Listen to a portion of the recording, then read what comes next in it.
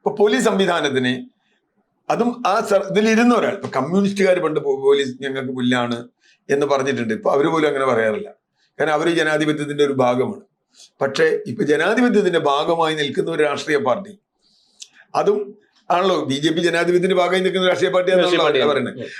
അതും പോലീസിന്റെ ഭാഗമായി ഇത്രയും കാലം നിന്ന ഒരാൾ ആ പാർട്ടിയിലേക്ക് വരികയും അവിടെ വന്ന് പോലീസിനെതിരെ അട്ടഹാസം മുഴക്കുകയും പോലീസിന്റെ നിയമപരമായ ഇടപെടലുകളിൽ അങ്ങനെ രാഷ്ട്രീയമുണ്ടെന്ന് പറയും, അതൊക്കെ പറയുകയും ചെയ്യുന്നത് തീർച്ചയായും ശ്രീലേഖ പോലീസ് സേനയ്ക്ക് തന്നെ അപമാനം. ശ്രീലേഖ IPS ഇത്രയും കാലം പോലീസിൽ ഇരുന്നത് എന്തിനു വേണ്ടിയായിരുന്നു?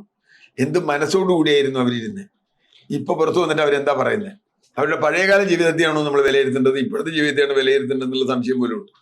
ഇപ്പൊ അവര് BJP-കാരിയായി, വെറും BJP-കാരി. ഞാൻ പറഞ്ഞ അവര് BJP-കാരിയാണ്, BJP-കാരി ആയിക്കോട്ടെ, പെട്ടത് BJP തന്നെയാണ്. ഉള്ള സീറ്റ് നഷ്ടപ്പെടുത്തി ഇവരെ കൊണ്ടുവന്നതോടുകൂടി ഇപ്പൊ മാത്രമല്ലല്ലോ, ഇവര് മേയറാവണം എന്ന് പറഞ്ഞു, മേയറാവും എന്നിവര് വല്ലാതെ സ്വപ്നം കണ്ടു, മേയറാക്കാന്ന് പറഞ്ഞിട്ടുണ്ടെന്ന് പറഞ്ഞു. അവസാനം രാജീവ് ചന്ദ്രശേഖർ പേര് വിളിച്ചില്ല എന്ന് പറഞ്ഞുകൊണ്ട് യോഗത്തിൽ നിന്ന് ഇറങ്ങി. പ്രധാനമന്ത്രി വന്നപ്പോ ദൂരെ പോയി എന്ന് പറഞ്ഞു.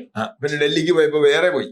ഇങ്ങനെ കുറെ കലാപരിപാടികൾ ഇവർ ചെയ്തു എന്ന് പറഞ്ഞാൽ ഇവരുടെ അസംതൃപ്തി ലോകത്തിന് പ്രകടമാകുന്ന തരത്തിൽ ഇവർ സംസാരിക്കുകയും BJP പോലെ താരതമ്യം, ഇപ്പൊ കോൺഗ്രസ് പോലെ ഒരു പാർട്ടിയല്ല BJP എന്നാണല്ലോ പറയുന്നത്.